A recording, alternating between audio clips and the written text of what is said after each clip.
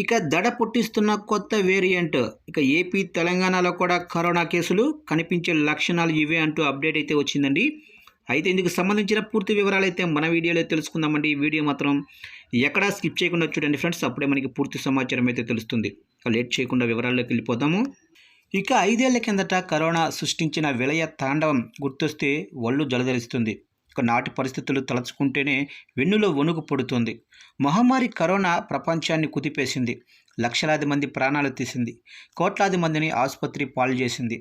ఇక ఏ హాస్పిటల్ చూసినా కానీ కరోనా పేషెంట్లతో నిండిపోయింది.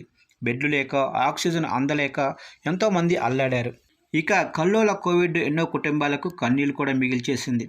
అలాంటి మాయదారి కరోనా వదల బొమ్మాలి అంటూ మళ్ళీ కోరలు చాస్తుంది.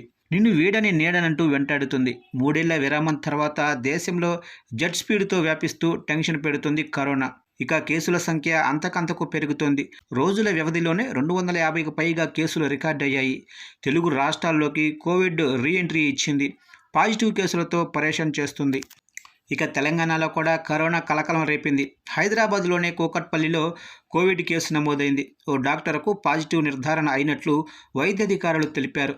2 రోజులుగా జ్వరంతో బాధపడుతున్న అతనికి ఆర్టీపీసీఆర్ పరీక్ష నిర్వహించగా ఫలితం పాజిటివ్గా వచ్చేసింది.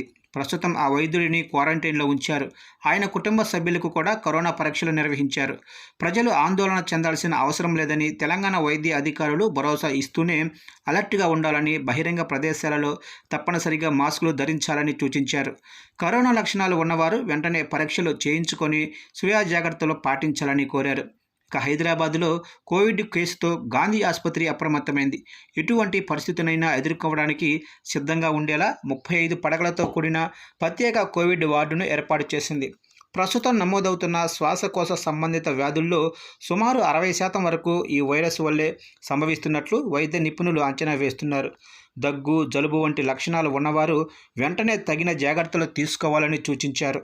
ప్రజలు ఎటువంటి భయం పెట్టుకోవద్దని, స్పెషలిస్ట్ డాక్టర్లు అందుబాటులో ఉన్నారని గాంధీ ఆసుపత్రి వైద్యులు భరోసా ఇచ్చారు. అయినా కూడా వ్యక్తిగత పరిశుభ్రత పాటించటం, లక్షణాలు కనిపిస్తే తక్షణం వైద్యుడిని సంప్రదించటం అత్యవసరమన్నారు. ప్రస్తుతం ఉన్న వేరియంట్ చాలా మైల్డ్ లక్షణాలతో వస్తుందని కంగారు పడాల్సిన అవసరం లేదన్నారు.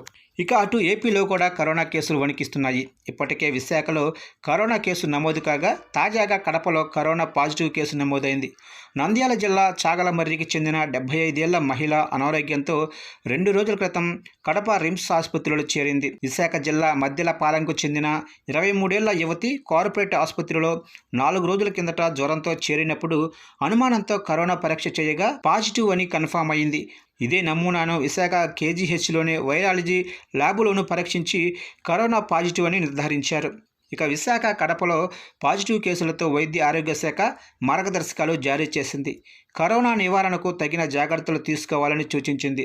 ప్రార్థనా సమావేశాలు, సామాజిక సమావేశాలు, పార్టీలు, ఇతర కార్యక్రమాలు వాయిదా వేసుకోవాలని కోరింది.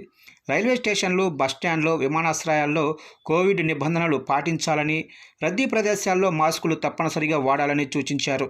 ఇక జ్వరము లేదా చలి, దగ్గు, అలసట, గొంతు నొప్పి, రుచి లేదా వాసన కోల్పోవటం, తలనొప్పి, కండరాలు లేదా శారీరక నొప్పులు, ముక్కు కారటం లేదా ముక్కు దిబ్బడ, వికారం, వాంతులు, విరేచనాలు ఉంటే దగ్గరలోనే ఆరోగ్య కేంద్రాన్ని సంప్రదించాలని ప్రభుత్వం సూచించింది.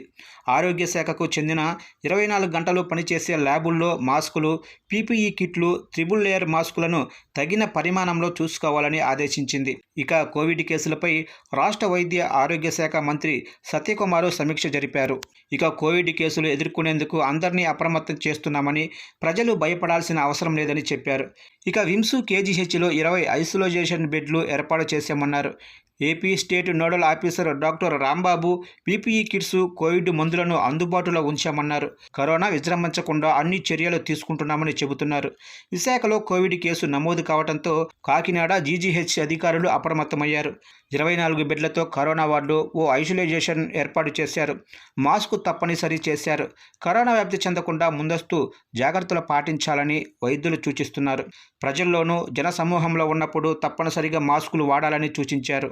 కోవిడ్ కేసుల ప్రభావిత ప్రాంతాల నుంచి వచ్చిన వారు అనుమానిత లక్షణాలు కనిపిస్తే వెంటనే నిర్ధారణ పరీక్షలు చేయించుకోవాలని తెలిపారు. ఇక తరచూ చేతులు శుభ్రం చేసుకోవాలని లేదా శానిటైజర్ని వాడాలని సూచించారు.